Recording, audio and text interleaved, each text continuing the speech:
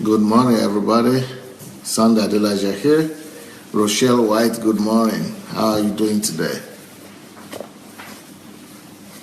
Mofelola, good morning.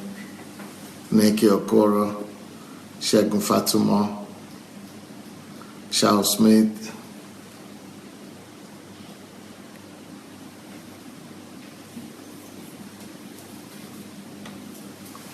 Kike Adetiba, Mayo Aviva, Daniel Asenga,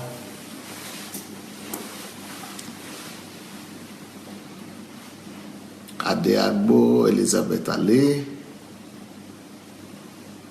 Eric Lindu, Bose Fanyajola, Ushi Amadi,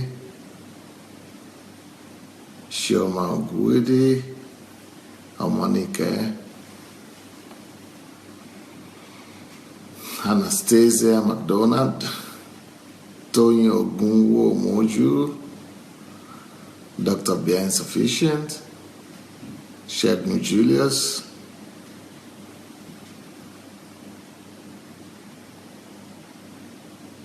Stella Nuhu, Ola Martin, T.Y. Moore,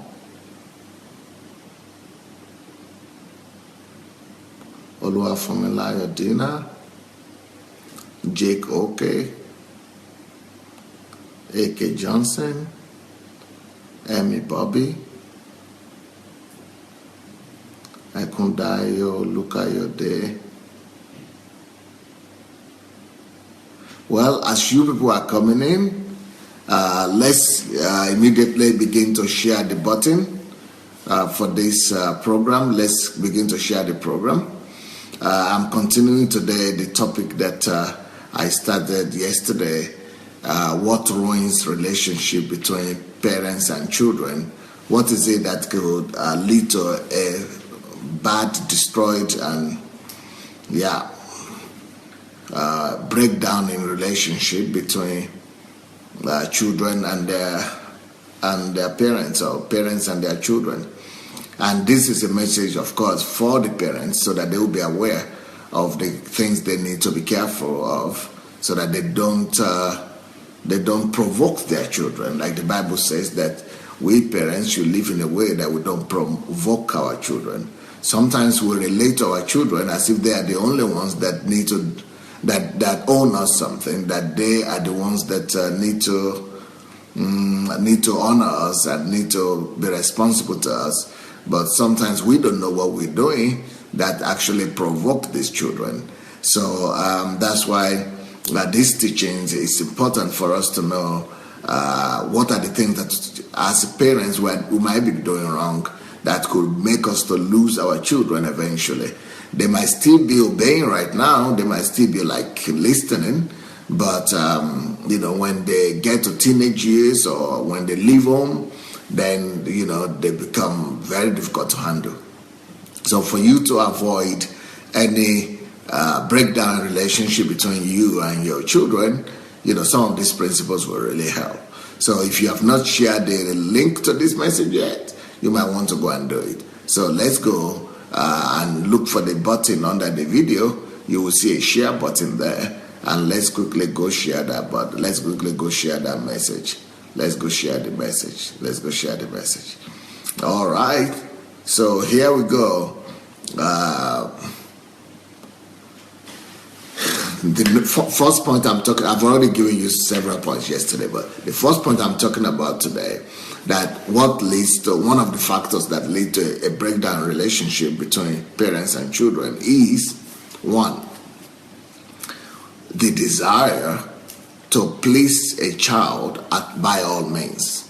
When you want to please your child by all means, when you are doing everything to the child, when you're giving him everything he wants, and you don't want him to cry, so you give him to eat, or you don't want him. When parents basically become slaves to their children, you become a slave to your child just because you want to make him happy.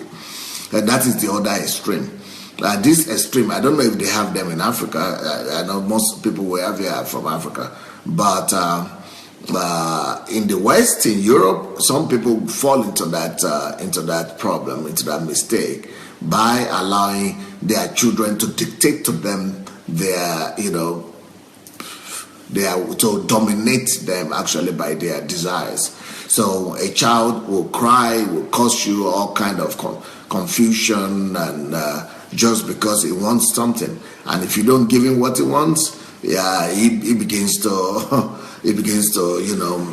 cause a lot of havoc and hysterias and all that. So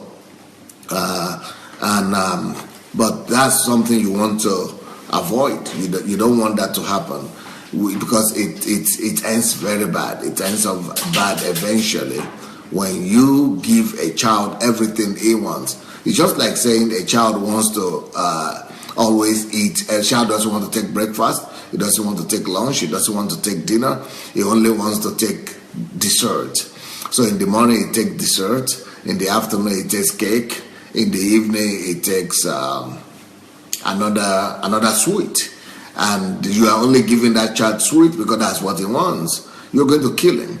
And that is what leads to obesity that we often see in the Western world, especially in America, because they don't want to say no to the child. The child wants to go to McDonald's in the morning, you let him go. He wants to go to McDonald's in the evening, you let him go.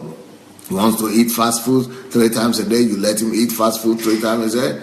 And that is what leads to that kind of disease like obesity, and because a mother or a father is not used to saying no to the baby. When you are not used to saying no and rejecting and refusing the desires and some of the desires and the needs of the baby, you don't do them a service. You do them a misservice. You actually kill your child that way.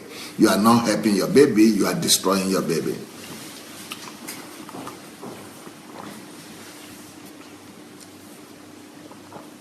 So a parent loses his child when she tries all her best to give that baby everything the baby wants.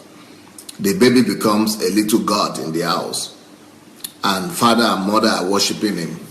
Look at this photograph here. I hope you'll be able to get it.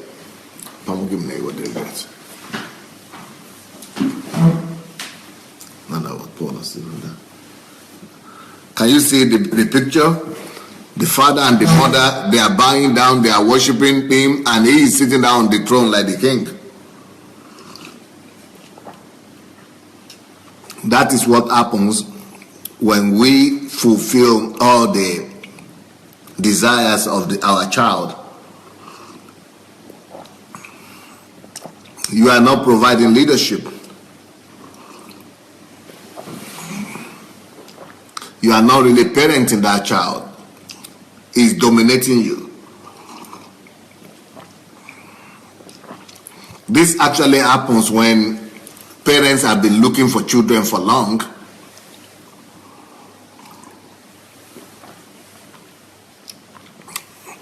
When they've been looking for a child for long, and when they finally have one, then they begin to do everything for him.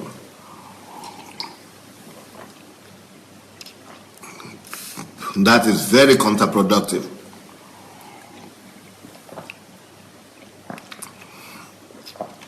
That child will run you crazy when he gets to be adult.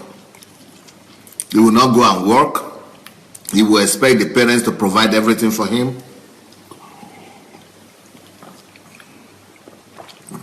Even when the parents are old,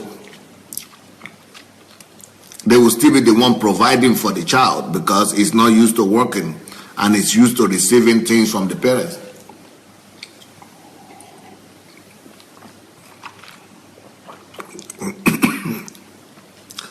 So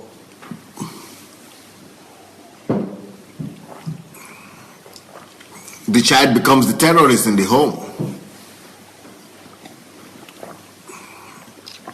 And every child has a tendency to become a dictator to the parents if the parents allow him.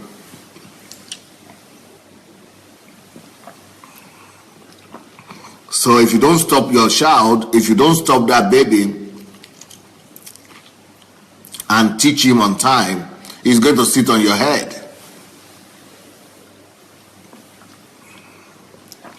That baby is going to be the semi-god or demigod in the home. Just because the parents didn't take their place of authority. So if you don't take your place of authority, the child will sit on your head. And the way that happens is by the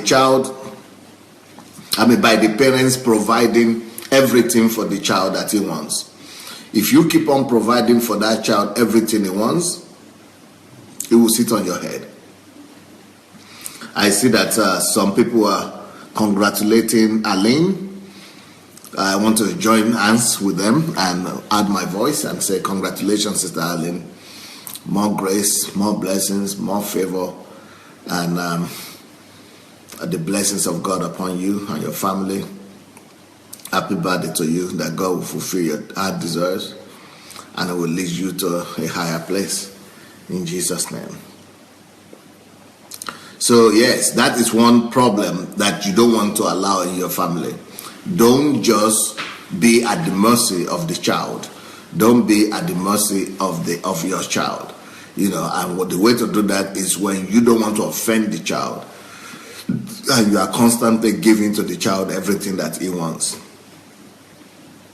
That will eventually be counterproductive because that child will see it as normal to always demand something from you at all time. And whenever you fail to perform or whenever you fail to give the child anything that he desires or wants, you are the one to be blamed. He will not remember the good things you have already done for him, and he will not be saying thank you for what you have done already. He will only remember the things that you couldn't do. It's just like that is exactly the reason why we don't give birthday gifts to our children. That's why we don't make it a tradition in our family to give birthday gifts or New Year gifts or Christmas gifts. We don't give birthday gifts, Christmas gifts, and New Year gifts to children because we know that once they get used to it, they will no more appreciate it, that it's a blessing that it is for them, that is a sacrifice for you to do those things for them. They will rather be condemning you whenever you fail to do it. And whenever you come up without a gift, then they will see you as bad. They will see you as a bad parent. They will be judging you and from the prisma of that of the gift and of what you failed to do. They will not remember the good things you have done. They will only remember the things that you couldn't do. And when they grow up also, they will be looking at other children and be saying, okay, that father was able to give the son an apartment or a house on the birthday, and you didn't give me everything on my birthday or on my wedding. That other parents were able to give on the wedding a car, but you didn't give me anything on my wedding or that thing. So they will begin to accuse you for what you didn't do. That's why you don't want to go to a situation whereby you make your children to be used to think that anything is not, everything is, they take everything for granted. You don't want them to take your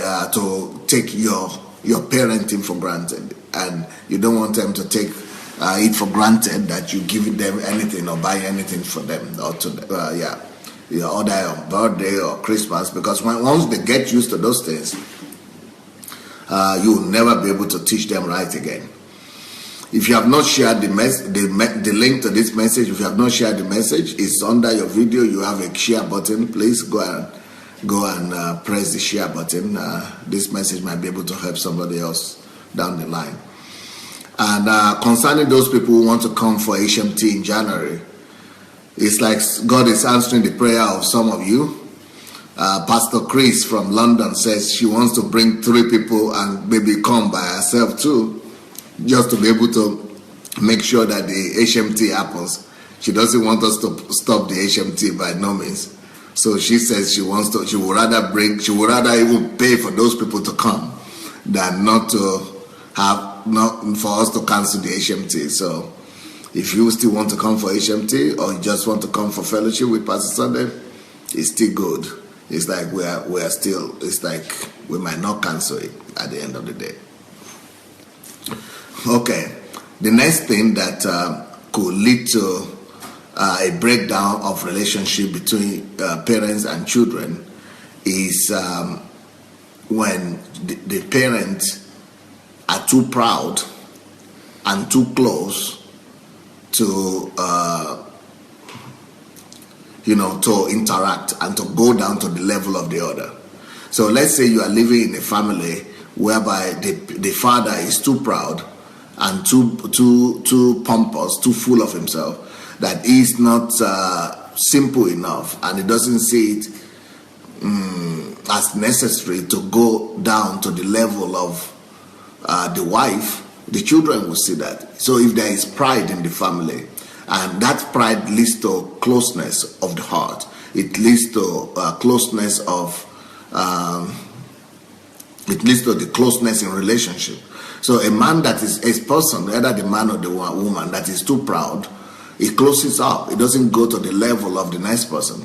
So if the father of the house is proud, he thinks it's an insult or is something demeaning for him to go to the level of the wife and do things for the wife and humble himself and speak to the wife and open up himself to the wife and share his heart with the wife, because he's too proud.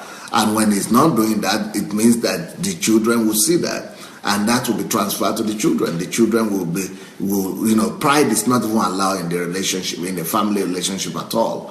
Family relationship is must be open relationship. That's when trust is accepted, or that's where trust will come from, when there is openness and there is humility.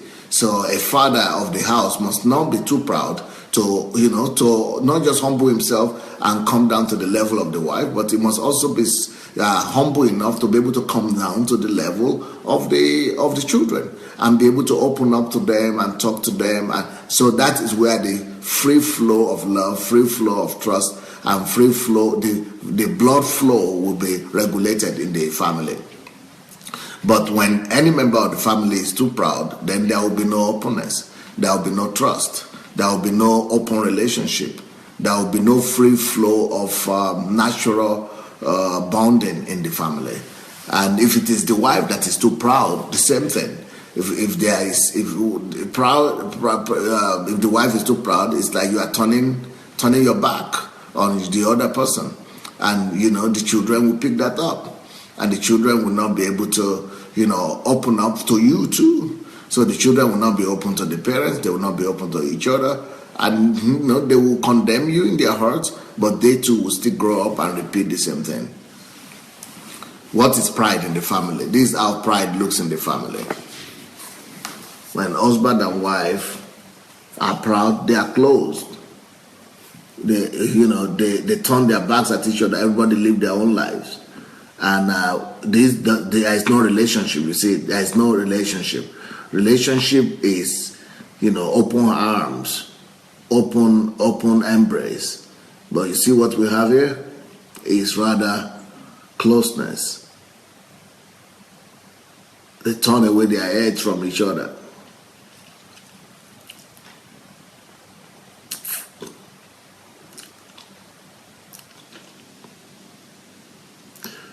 And the children are seeing this. So the children are totally close too. So pride is not supposed to be tolerated in the family from any member of the family, either from the mother or the father or from the children. Everybody must be open enough, simple enough to be able to open up and relate like family, like equal, like colleagues, like family with each other.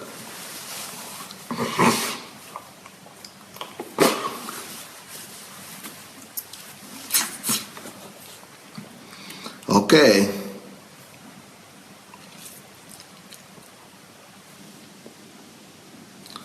Another thing that leads to a breakdown in relationship between parents and their children is when the parents are too busy.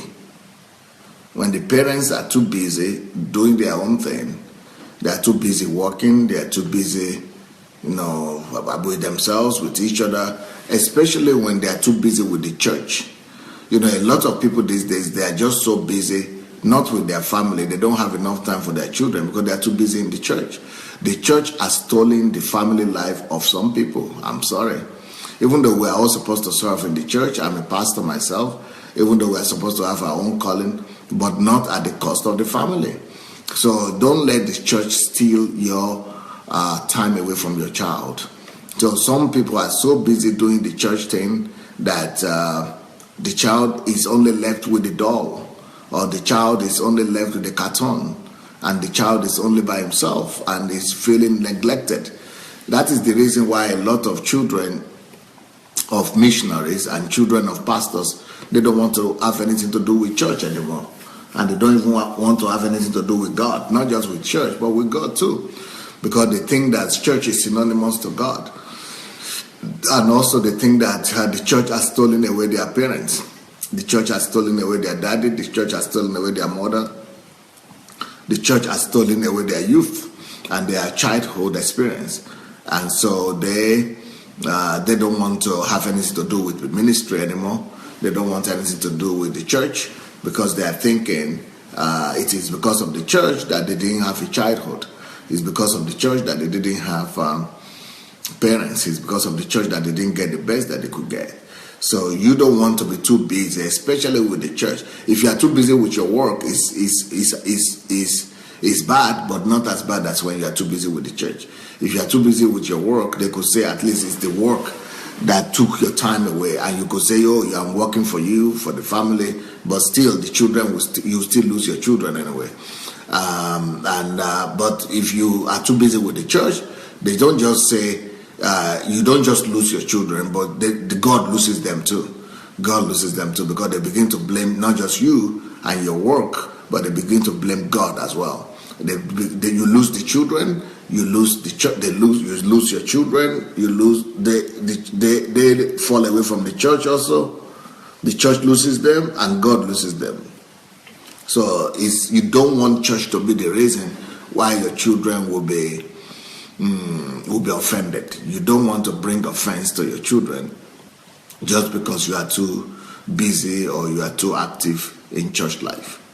So that's one thing you want to correct. You want to put the church activity to be secondary to your family obligation and family interaction and family time.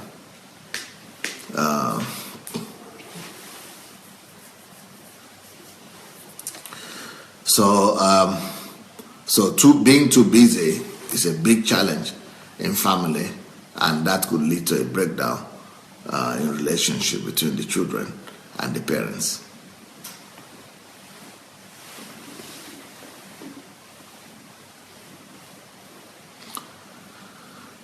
Another thing that happens is, and that could lead to a distance and a gap between the children and their parents, is when the parents are too, when the parents neglect the children, living their own lives. It could happen that our parents could be busy doing their own thing, not just busy with the work or with the church, but when they are too engaged in the house, when they are too engaged with themselves, maybe they are doing their own work or their business or whatever in the house. They are in the house, but they are too involved with themselves, and the child is left by himself. Look at this picture, for example. Maybe this could pass the message. You see, the parents are there, both mother and father are there. You see them too busy among themselves. Maybe the parents are watching TV, or maybe they are doing their own thing. They are doing what they find interesting. They are doing what they think is interesting. All right? They are living their own lives. But they look at the girl. The girl is left all alone by herself with that doll. If you look at that photograph very well, you will see that the parents are living their own lives and the child is living her own life. But that child is waiting. That child is expecting. That is the internal desire of the baby. That child is desiring that they will have time for her. This is neglect. So this kind of neglect happens all the time in the family because the parents are doing the so-called serious things, important things. The parents are too busy doing the big important things, but they don't have time for the baby. They understand themselves, they understand what's going on, but the baby doesn't. And she's left alone with the cartoon, with the TV, with the computer, with the smartphone, with the doll.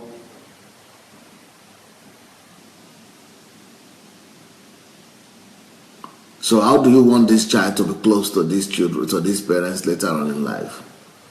It's almost impossible. She's going to run away from them. She's going to be waiting for an opportunity to escape.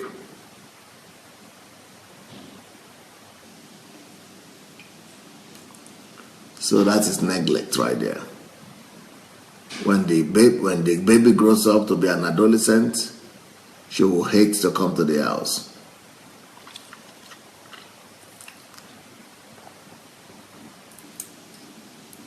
Yep. These are some of the things you want to pay attention to.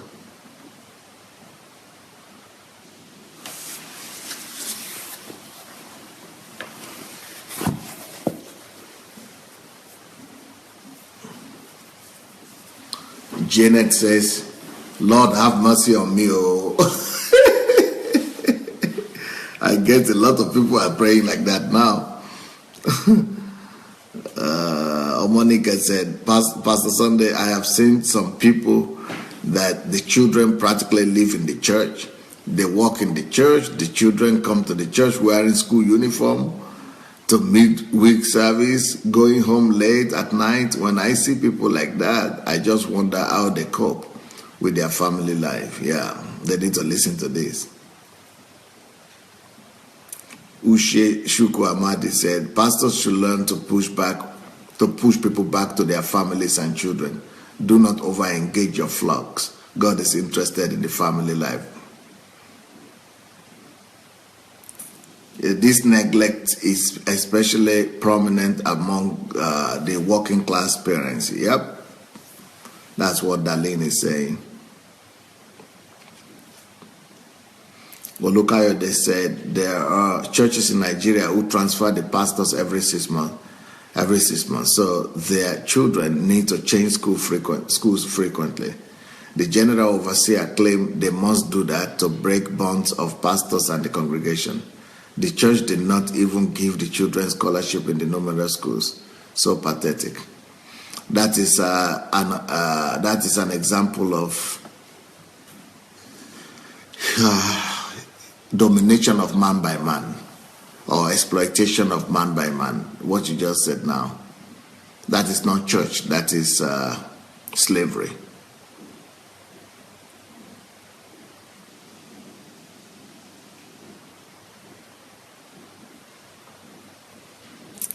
Yetunde said, I know a particular pastor, spirit-filled and so on, but his children never attend church with him and his wife. Yeah. Because they are not, because of some things have happened. Abba said, Robert, we have to balance the church activity with the family.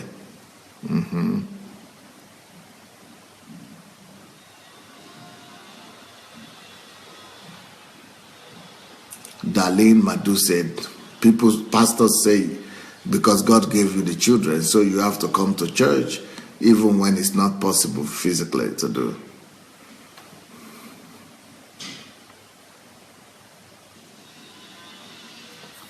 Joyce says, a lot of pastors just want to keep you engaged in all kinds of activities that you would not have time for your family.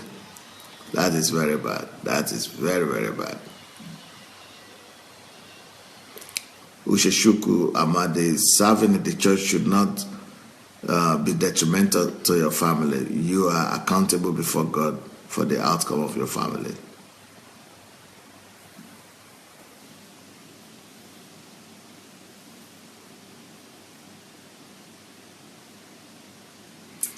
Gladys says, when this kind of children grow up, they will give their parents out to the old people's, to the senior citizens' homes in their old age, so that they will spend the rest of their life there with strangers because of the way they were treated when they were growing up.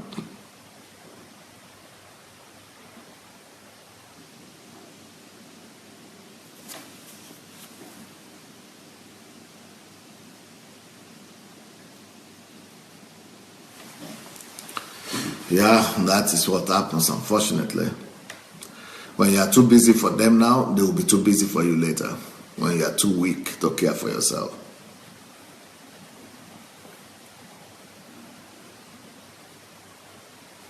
Bolaji Martin said, there is the need for us to look into what matters most as we are raising up our children.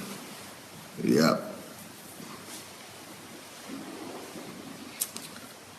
Okay, the next thing that happens is that leads to the breakdown in relationship between children and their parents, or parents and their children, is when there is strife, quarrel, conflict, and violence in the house. When there is conflict, quarrel, fight going on between the parents. Children are looking at that, they are seeing that, so as a result, they are being driven away from you guys. They are being driven away from you.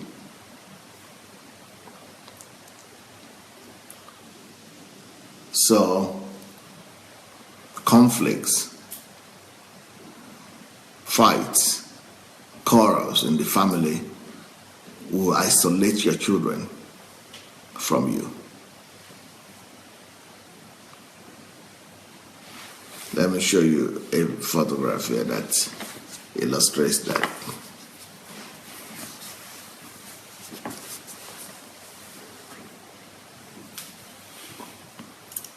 When father and mother are fighting and screaming and arguing,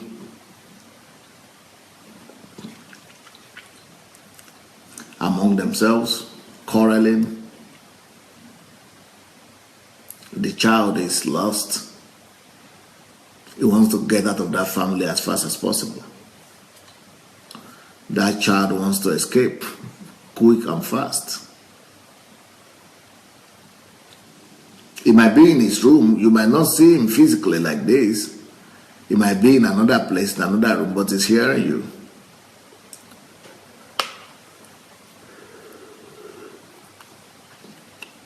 And by blocking his ears, it means that whenever he has the slightest chance to escape that family, he will run for his life.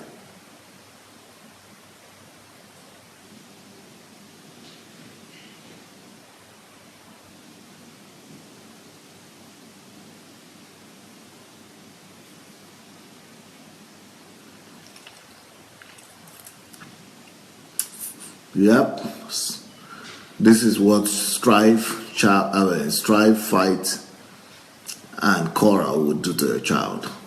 It makes him to want to escape, have to run away.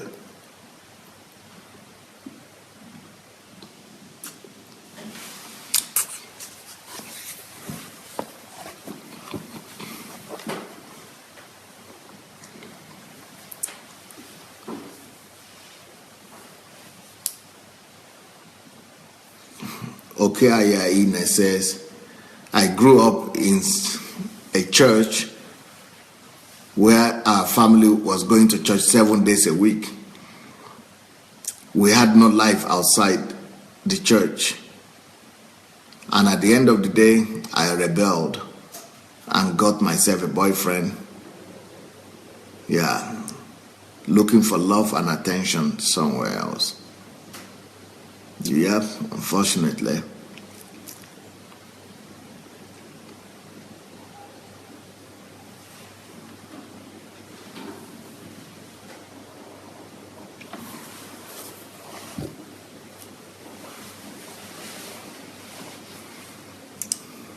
Abosede says, when there is no peace in the family, it will affect the growth of the child, the well-being of the child, and it is very dangerous even to the society, not just to the child and to the family. Yep.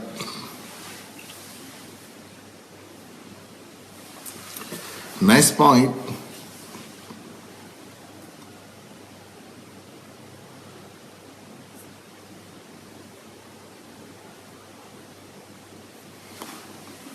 Relationship between parents and children are destroyed, and children eventually rebel and leave the house, and they don't want to have anything to do with their parents when those children feel that they are not a priority in the home, that they are not in their parents' priority. When they feel themselves that they are not needed. A lot of times children feel that they are not needed, that they are not valued, that they are not needed, that they are not the priority. Their parents are more interested in, the few children could feel that my parents are more interested in parties, my parents are more interested in Ashoebi, in that the Yorubas know what is Ashoebi, planning of ceremonies, Owambes, outgoing, clubs, fun. Parents feel it when they know that the clubs, the societies, and the civil life, and the, in the society, and the high life is the interest of the parents.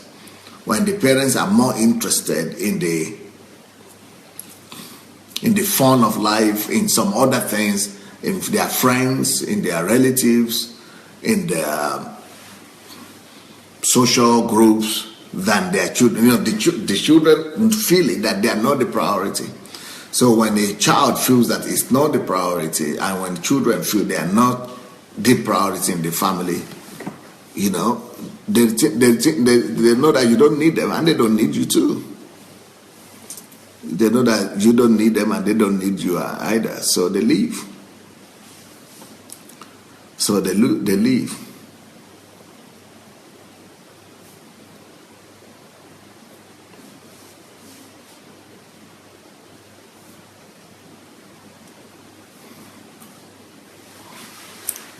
Yetunde said we should build our world around our family and not the church, our children, our future, not the church. Let's put it straight and get it right. Yep. Anastasia says, today's society is so counter family values. We, the people of God, need to challenge ourselves to return to God, to the kingdom values.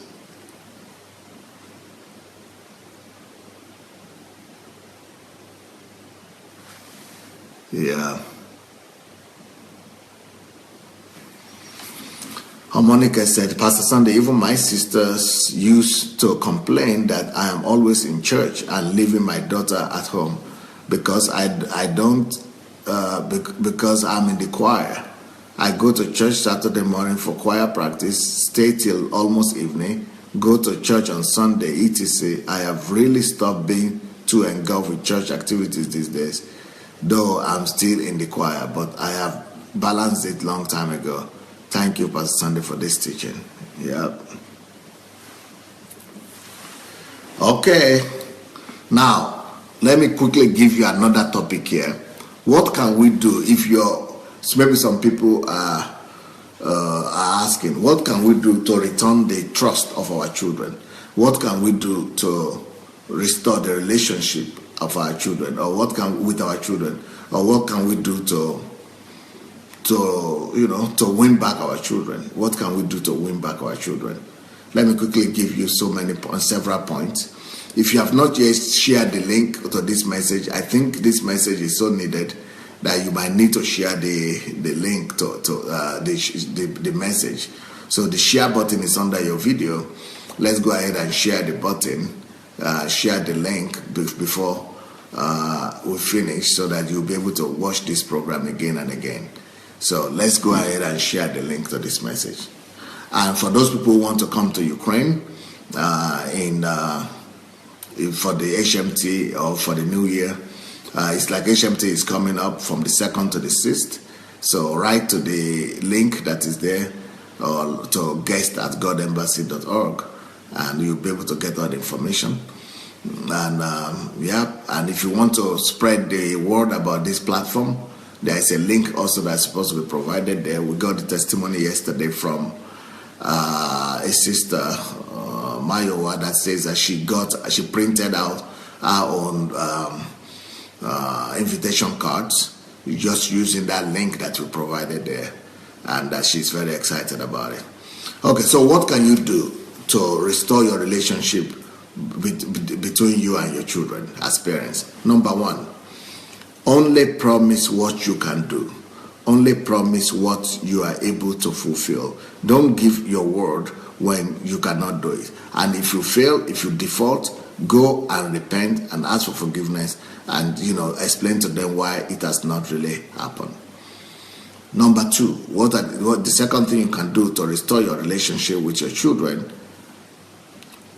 never be too emotional in your reactions with them.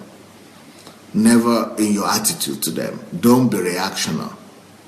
Don't be reactional in your reaction. Remove all emotions.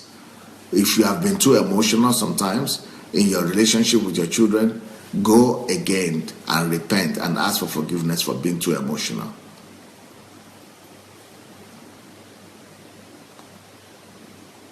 Go and ask for forgiveness for those emotions and start again. Next thing that you want to do to restore your relationship with your children: don't think it is something humiliating for you to repent and ask for forgiveness for anything you have done before your children. So practice it regularly. Practice the act of repenting, confessing, and asking for forgiveness from your children for anything you think you must have done wrong. Even if that thing you did wrong was 20 years ago or 10 years ago, you could still go and ask for forgiveness and let them know that you have a humble heart, you have a submissive heart, and that you are always ready, to take responsibility for your action, especially for the wrong things. When they see that, it will soften their hearts. It will enable them to be able to forgive you, and it will also give them an example of how they are supposed to behave when they do something wrong as well. Next point. Make sure that each time you want to punish your children, that you punish them proportionally to the whatever mistake they have made. Don't overreact. Don't over punish them for any little thing they've done. Don't just punish them for any little thing they've done wrong. Punish them proportionally to whatever thing they've done wrong. Next point. Don't punish your children until you have explained to them why. Don't punish your children until you have explained to them why. They must know what has happened, and they must know that they deserve that punishment. And they themselves should even ask for the punishment. They should so much understand what they have done wrong that they know that they deserve that punishment. That's what I mean. Almost like they are saying, yes, I'm wrong, I'm wrong, I deserve it. So it's because you have explained to them so much what they did wrong. Next thing you want to do, make sure that you have clear-cut rules so that the children know what you are expecting from them. Have clear-cut instructions.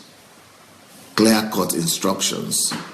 Clear-cut instructions If you didn't give clear-cut instructions, you don't have any right to have expectations from those children.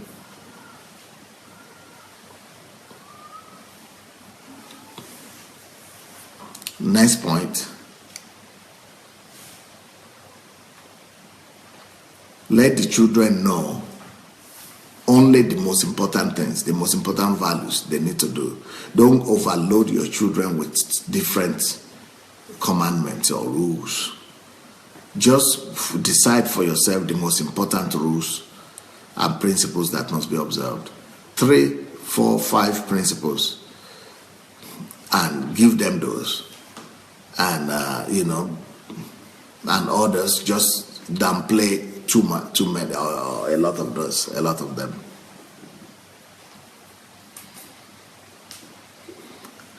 Next point.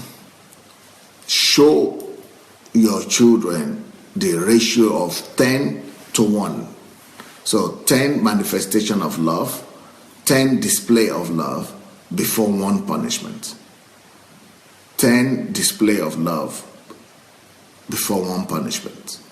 So until you have shown them 10 times that you love them, or 10 different ways that you love them, it will be wrong for you to help them. It will be wrong for you to punish them and to convince them that you are just.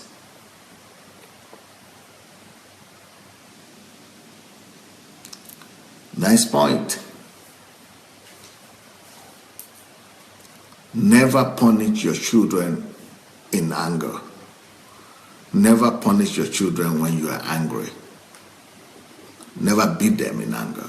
Let your anger go first.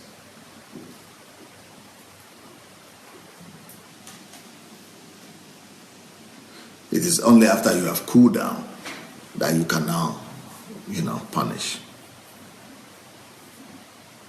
Next thing that you need to do, stop fulfilling all the desires of your child.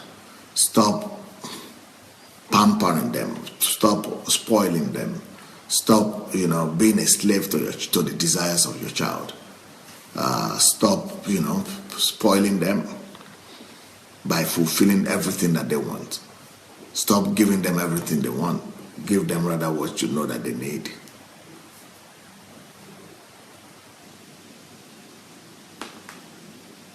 Next point, always make sure that you listen to the child. You must always hear the opinion of the child. Make sure you hear the opinion of the baby and listen to them. Don't just say, oh, only my opinion matters. Don't be dictatorial. Don't just dictate your own opinion and your own position. Make sure you listen to the position of your child as well. Next point. Allow your children to make mistakes sometimes. Their mistakes will become their lessons. If they don't make mistakes, they will not value the lesson. But if they make mistake, then they will be able to reach conclusion. So sometimes you need to allow them to make mistakes, because it is the willingness of the desires of the parents that the children will not make mistake that they made that makes us to begin to control sometimes, because we don't want them to make the same mistake that we made. So we are saying, oh, I want you to avoid that. Let them make their own mistakes so that they will learn their lessons too sometimes. Not in everything, but in some things.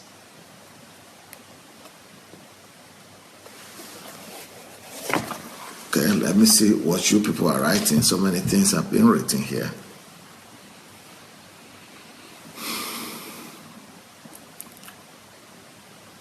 Thomas Yeboah says, Psalm 11:3, if the foundation of the righteous be destroyed, what can the righteous do?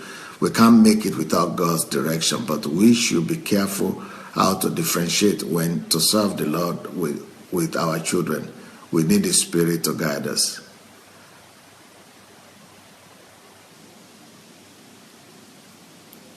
Anastasia says, Pastor can explain the difference between discipline and punishment. Yeah, discipline is punishment and discipline. They are similar. Normally we use them interchangeably, but punishment is more like just inflicting pain, while discipline is imposing or impacting lessons. And discipline is probably something that makes you to refrain by yourself from some wrongdoings, while punishment is what you receive afterwards. It's like the pain that you get for violating some rules.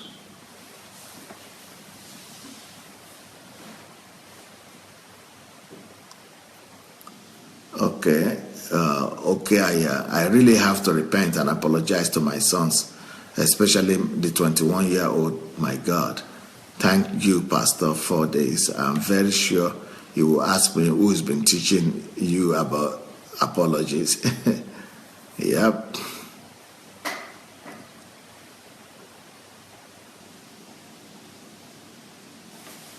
Maji Agakwe said, there was a time one of my son's friends came to play. I see that he's getting late and I decided to take him home myself. His mom has gone to church, locked his sister in the house watching TV. Wow. I was shocked when I saw the little girl by the door when I was waiting for him to go inside.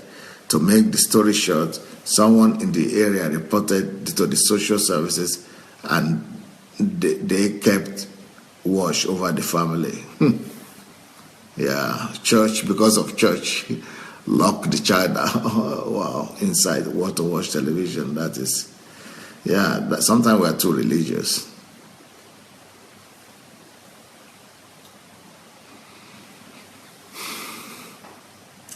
Usheshuku, humility is paramount in restoring and repairing our relationship with our children, right?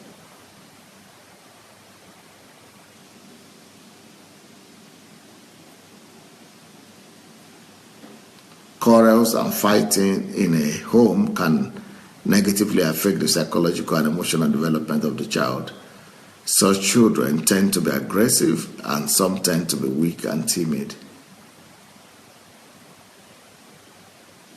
Darlene says, that picture brought memories back when my father always was shouting and packing my mother things out of the house. I'm so happy that I was not brought up with them, though where I was brought up is full of pain and rejection, but I like it there. I can't imagine fighting where my children are watching. Yeah. Adelaja, God have mercy on many families who are constantly engaging in quarreling and conflicts. The children are at the receiving end. Hence, the children reactively disengage from the family. Yep.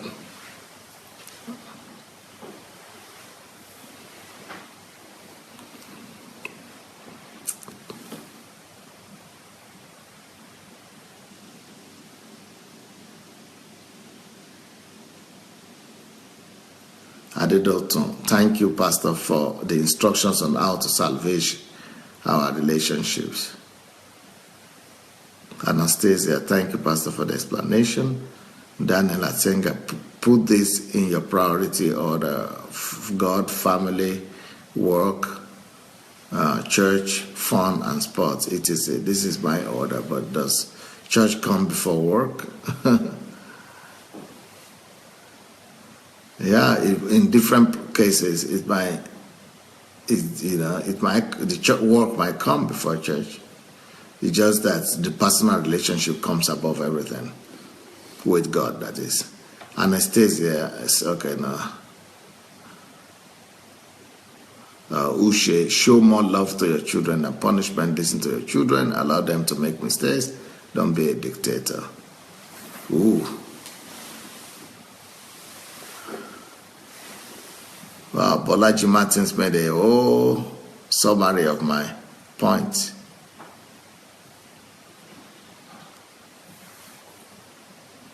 Jeanette says, I need to go back to something that I normally do before, and I need to add more Thank you, Pastor.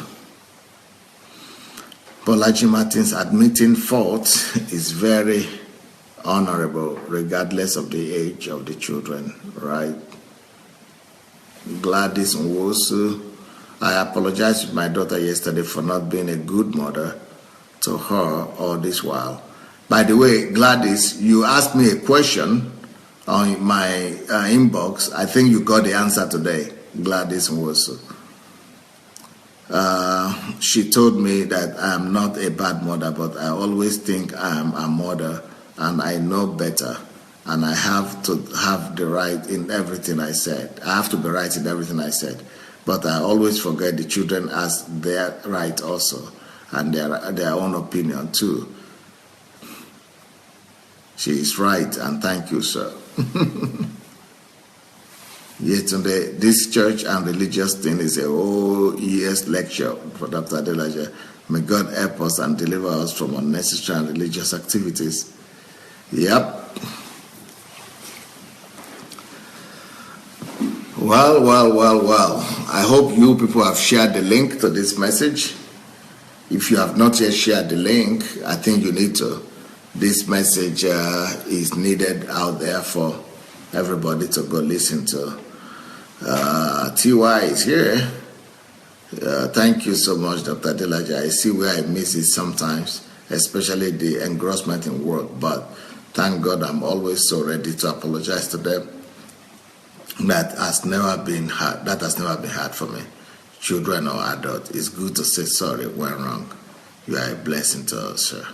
Thank you. And quick recovery to you. Anastasia is saying, Pastor, is it okay to weep before your children when you are admitting your faults? Oh, yes. That shows the sincerity. It is not just okay, it is the best way to do it. Yetunde, thank you, Dr. Adelaja. We love you, loads. Thank you. Okay. I think here we are already. I think we have come to the end of today's class. I hope you are blessed. Today is the last day we are going to be on this platform. Tonight, I will still be here tonight. But from tomorrow, we will go back to the big platform. It's like Facebook is going to unblock us from tomorrow on the big platform. So tonight I will still be here, and from tomorrow we'll go to the next platform. Adedotu said, as a father, I'm learning how to apologize to my children when I corrected them wrongly or emotionally. Pride is great enemy of any relationship. Olamide said, more grace and more wisdom, Dr. Adelaja. Thank you. Shibuzo, thank you. Bolaji, bless you, Pastor. Do have a great day. Comfy, thanks again, Pastor. God bless you. Chisandra, Pastor, thanks so much. We are making amendments. I dialogue more now with my kids. Your teachings are helping us. Ox and blessings. Oster Idehe, thank you, Dr. Adelaja. Agape, thanks for your time, sir. We love you. Thank you. Monica, Pastor Sandey, thanks so much for this teaching. God bless you, sir. What I realize is that we parents are always engrossed with one thing or the other. May the Lord help us. Jide Craig, Dr. Adelaja, in the last few weeks, I have used things I've learned on this platform with great success. God bless you, sir. Thank you. Sunday away, thank you, Pastor Sunday. Thank you. Ufoma, thank you so much, sir. Valuable lessons learned today. May God multiply His grace upon you. Much love. Thank you. Ola Martin, thank you, sir, for your time and teaching. We love and appreciate you. Thank you. Deborah, thank you, Pastor. More blessings, sir. Thank you. All right. Thank you so much, everyone. And Abraham, great. He's saying, Pastor Sunday, you are live in 2 places. Where is the second place? Where am I live? I know I'm live here. I don't know the second place where I'm live. Pastor Abraham, great. What do you mean I'm live in 2 places?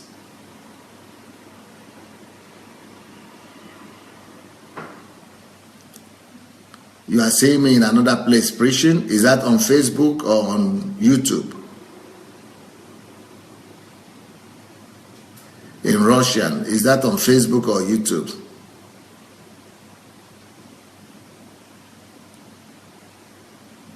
Goya Charles, great topic.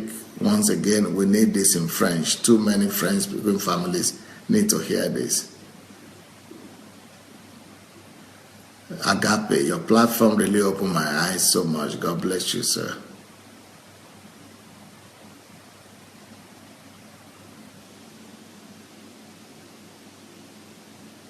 Monica, I've been blessed today and I've learned so much. Thanks so much, sir. God bless you. Well, thank you so much, everyone. It was nice seeing you. Thank you for being here.